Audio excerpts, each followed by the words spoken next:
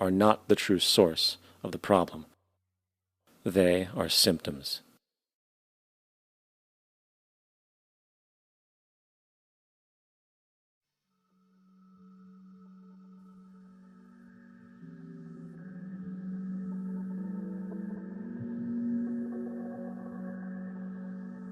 My name is Jock Fresco. I'm an industrial designer and a social engineer. I'm very much interested in society and developing a system that might be sustainable for all people. First of all, the word corruption is a monetary invention. That aberrant behavior that's disruptive to the well-being of people, while you're dealing with human behavior. And human behavior appears to be environmentally determined, meaning if you were raised by the Seminole Indians as a baby, never saw anything else, you'd hold that value system. And this goes for nations, it goes for individuals, for families. They try to indoctrinate their children to their particular faith and their country and make them feel like they're part of that. And they build a society which they call established. They establish a workable point of view and tend to perpetuate that, whereas all societies are really emergent, not established. And so they fight new ideas that would interfere with the establishment. Governments try to perpetuate that which keeps them in power. People are not elected to political office to change things. They're put there to keep things the way they are. So you see, the basis of corruption is in our society. Let me make it clear. All nations, then, are basically corrupt because they tend to uphold existing institutions. I don't mean to uphold or downgrade all nations, but communism, socialism, fascism, the free enterprise system, and all other subcultures are the same. They are all basically corrupt. The most fundamental characteristic of our social institutions is the necessity for self-preservation. Whether dealing with a corporation, a religion, or a government, the foremost interest is to preserve the institution itself. For instance, the last thing an oil company would ever want is the utilization of energy that was outside of its control, for it makes that company less relevant to society. Likewise, the Cold War and the collapse of the Soviet Union was, in reality, a way to preserve and perpetuate the established economic and global hegemony of the United States. Similarly, religions condition people to feel guilty for natural inclinations, each claiming to offer the only path to forgiveness and salvation. At the heart of this institutional self-preservation lies the monetary system, for it is money that provides the means for power and survival. Therefore, just as a poor person might be forced to steal in order to survive, it is a natural inclination to do whatever is needed to continue an institution's profitability. This makes it inherently difficult for profit-based institutions to change, for it puts in jeopardy not only the survival of large groups of people, but also the coveted materialistic lifestyles associated with affluence and power. Therefore, the paralyzing necessity to preserve an institution, regardless of its social relevance, is largely rooted in the need for money or profit.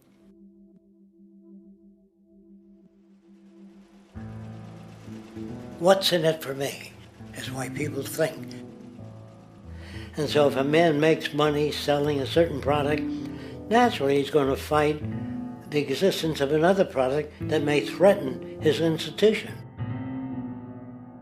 Therefore, people cannot be fair, and people do not trust each other.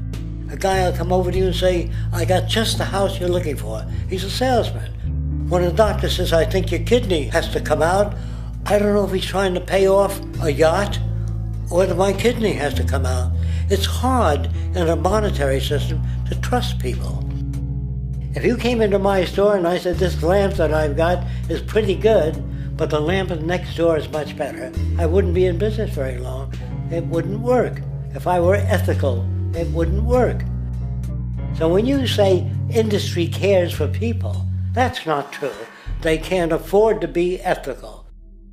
So your system is not designed to serve the well-being of people. If you still don't understand that, there would be no outsourcing of jobs if they cared about people. Industry does not care. They only hire people because it hasn't been automated yet. So don't talk about decency and ethics. We cannot afford it and remain in business. It is important to point out that regardless of the social system, whether fascist, socialist, capitalist, or communist, the underlying mechanism is still money, labor, and competition. Communist China is no less capitalistic than the United States. The only difference is the degree by which the state intervenes in enterprise. The reality is that monetaryism, so to speak, is the true mechanism that guides the interests of all the countries on the planet. The most aggressive and hence dominant variation of this monetaryism is the free enterprise system. The fundamental perspective, as put forth by early free market economists like Adam Smith, is that self-interest in competition leads to social prosperity, as the act of competition creates incentive, which motivates people to persevere. However, what isn't talked about is how a competition-based economy invariably leads to strategic corruption, power and wealth consolidation, social stratification, technological paralysis, labor abuse, and, ultimately, a covert form of government dictatorship by the rich elite. The word corruption is often defined as moral perversion. If a company dumps toxic waste into the ocean to save money, most people recognize this as corrupt behavior. On a more subtle level, when Walmart moves into a small town and forces small businesses to shut down for they are unable to compete, a gray area emerges. For what exactly is Walmart doing wrong?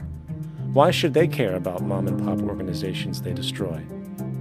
Yet, even more subtly, when a person gets fired from their job because a new machine has been created which can do the work for less money, people tend to just accept that as the way it is, not seeing the inherent corrupt inhumanity of such an action. Because the fact is, whether it is dumping toxic waste, having a monopoly enterprise, or downsizing the workforce, the motive is the same: profit.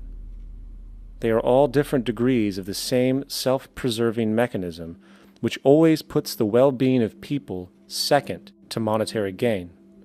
Therefore, corruption is not some byproduct of monetaryism. It is the very foundation. And while most people acknowledge this tendency on one level or another, the majority remains naive as to the broad ramifications of having such a selfish mechanism as the guiding mentality in society.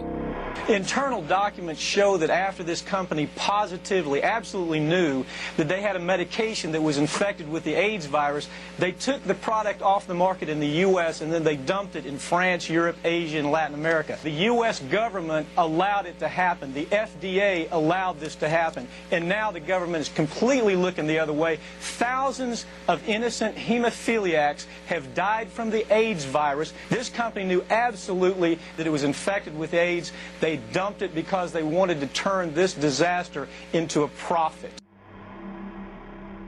So you see, you have built-in corruption. We're all chiseling off each other, and you can't expect decency and that sort of thing. And feeling that, they don't know who to elect. They think in terms of a democracy, which is not possible in a monetary-based economy.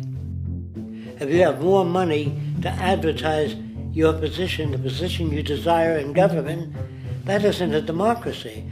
It serves those in positions of differential advantage. So it's always a dictatorship of the elitists, the financially wealthy.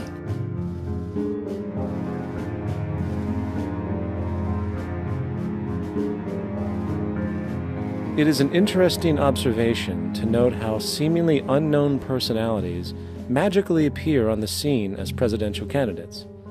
Then, before you know it, somehow you are left to choose from a small group of extremely wealthy people who suspiciously have the same broad social view.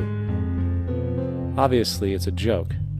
The people placed on the ballot are done so because they have been pre-decided to be acceptable by the established financial powers who actually run the show. Yet, many who understand this illusion of democracy often think, if only we could just get our honest, ethical politicians in power, then we would be okay. Well, while this idea, of course, seems reasonable in our established-oriented worldview, it is, unfortunately, another fallacy. For when it really comes down to what is actually important, the institution of politics, and thus politicians themselves, have absolutely no true relevance as to what makes our world and society function.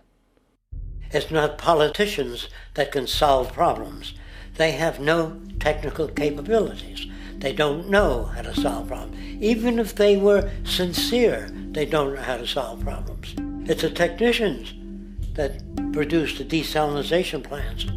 It's the technicians that give you electricity, that give you motor vehicles, that heat your house and cool it in the summertime. It's technology that solves problems, not politics. Politics cannot solve problems because they're not trained to do so. Very few people today stop and consider what it is that actually improves their lives. Is it money? Obviously not. One cannot eat money or stuff money into their car to get it to run. Is it politics? All politicians can do is create laws, establish budgets, and declare war. Is it religion?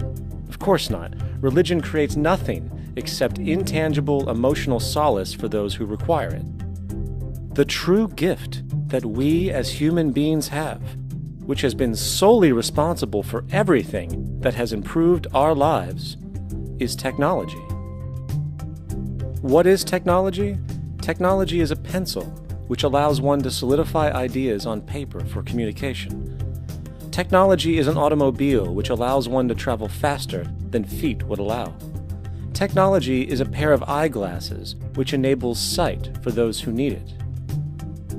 Applied technology itself is merely an extension of human attributes, which reduces human effort, freeing humans from a particular chore or problem. Imagine what your life would be like today without a telephone, or an oven, or a computer, or an airplane.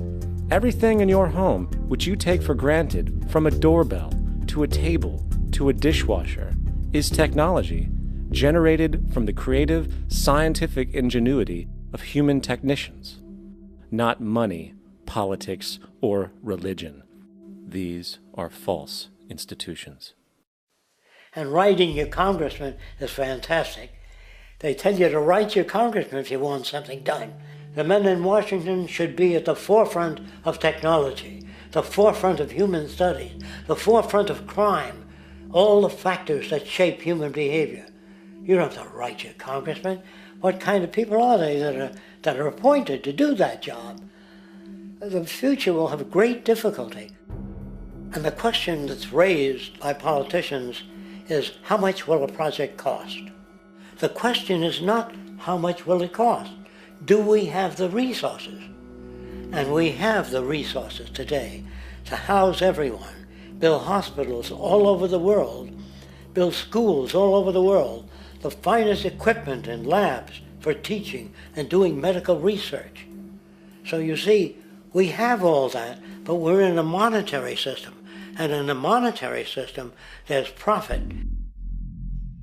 And what is the fundamental mechanism that drives the profit system besides self-interest? What is it exactly that maintains that competitive edge at its core? Is it high efficiency and sustainability? No. That isn't part of their design. Nothing produced in our profit-based society is even remotely sustainable or efficient. If it was, there wouldn't be a multi-million-dollar-a-year service industry for automobiles, nor would the average lifespan for most electronics be less than 3 months before they're obsolete. Is it abundance? Absolutely not. Abundance, as based on the laws of supply and demand, is actually a negative thing. If a diamond company finds 10 times the usual amount of diamonds during their mining, it means the supply of diamonds has increased, which means the cost and profit per diamond drops.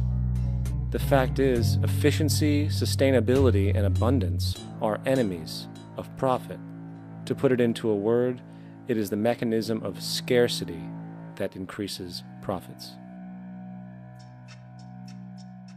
What is scarcity? Based on keeping products valuable. Slowing up production on oil raises the price. Maintaining scarcity of diamonds keeps the price high. They burn diamonds at the Kimberley diamond mines. They're made of carbon. That keeps the price up. So then, what does it mean for society when scarcity, either produced naturally or through manipulation, is a beneficial condition for industry? It means that sustainability and abundance will never ever occur in a profit system, for it simply goes against the very nature of the structure. Therefore, it is impossible to have a world without war or poverty. It is impossible to continually advance technology to its most efficient and productive states. And, most dramatically, it is impossible to expect human beings to behave in truly ethical or decent ways.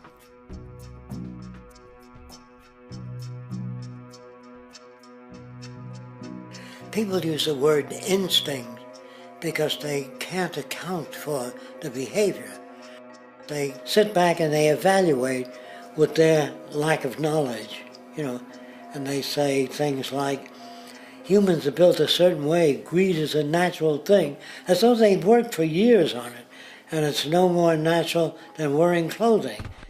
What we want to do is to eliminate the causes of the problems, eliminate the processes that produce greed and bigotry and prejudice and people taking advantage of one another and elitism, eliminating the need for prisons and welfare. We have always had these problems because we have always lived within scarcity and barter and monetary systems that produce scarcity. If you eradicate the conditions that generate what you call socially offensive behavior, it does not exist. The guy said, well, isn't that inborn? No, it's not. There is no human nature. There's human behavior, and that's always been changed throughout history. You're not born with bigotry and greed and corruption and hatred. You pick that up within the society. War, poverty, corruption, hunger, misery, human suffering will not change in a monetary system. That is, there'll be very little significant change.